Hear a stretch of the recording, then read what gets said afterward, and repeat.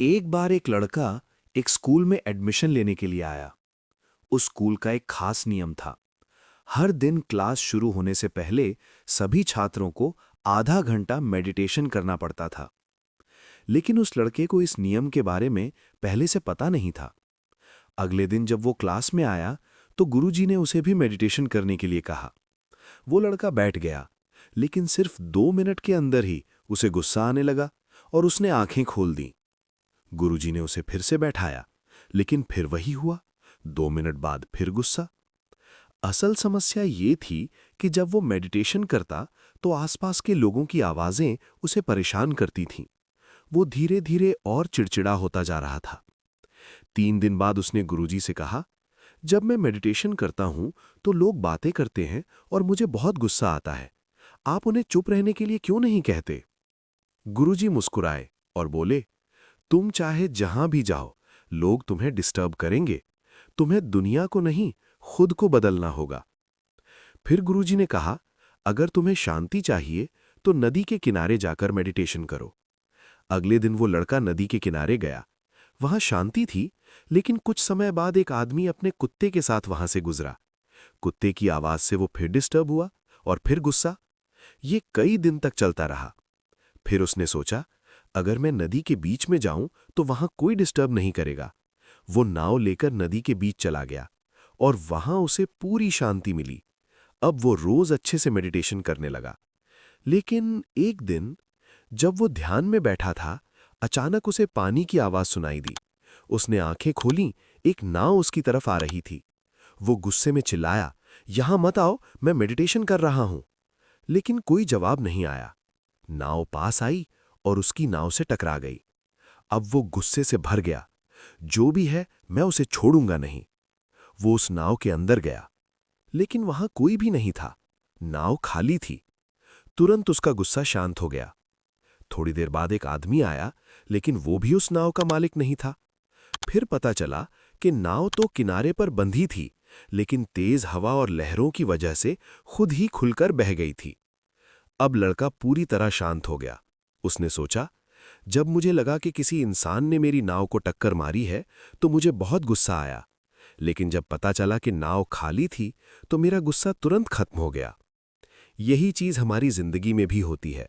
जब कोई इंसान हमें चोट पहुंचाता है, हम गुस्सा करते हैं, लेकिन वही चीज जब प्रकृति या परिस्थिति से होती है तो हम शांत रहते हैं। तो सवाल है, क्या हर बार गुस्सा करना जरूरी है? अगर हम हर स्थिति को ऐसे देखें जैसे ये किसी की गलती नहीं, बस परिस्थिति है, तो हमारा गुस्सा खुद ही कम हो जाएगा। गुस्से में इंसान इंसान नहीं रहता, वो अपनी समझ खो देता है। अगर आप सिर्फ 1 मिनट धैर्य रख लें तो आप 100 दिनों के पछतावे से बच सकते हैं। हेलो दोस्तों, आज मैं आपको एक ऐसी कहानी सुनाने वाला हूं जो आपकी सोच बदल सकती है।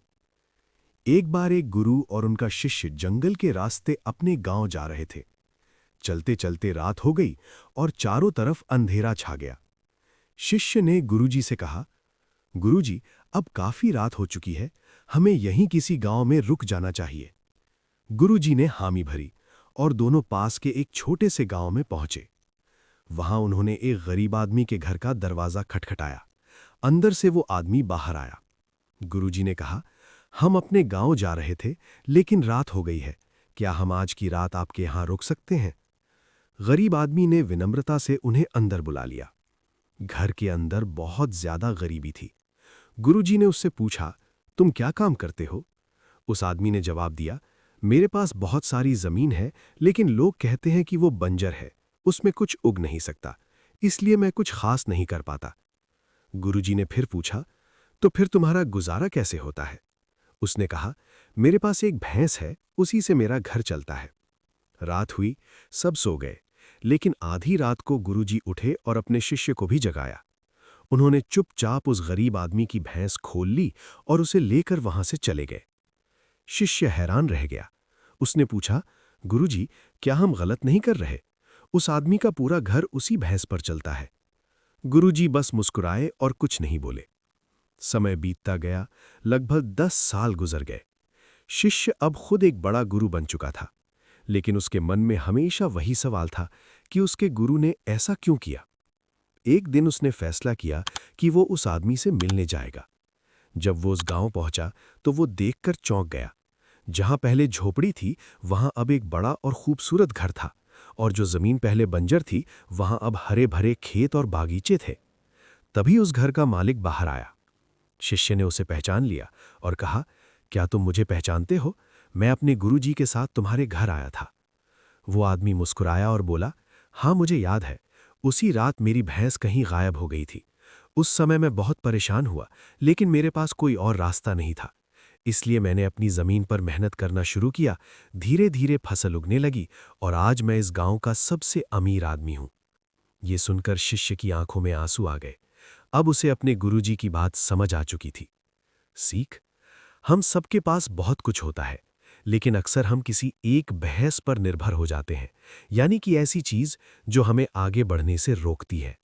वो भैंस आपकी नौकरी हो सकती है, आपकी आदतें हो सकती हैं, या आपका डर। जब तक वो सहारा रहता है, हम अपनी असली ताकत का इस्तेमाल नहीं करते। अगर आपको ये कहानी अच्छी लगी तो इसे जरूर शेयर करके खुद से ये सवाल पूछें, आपकी जिंदगी की भैंस क्या है?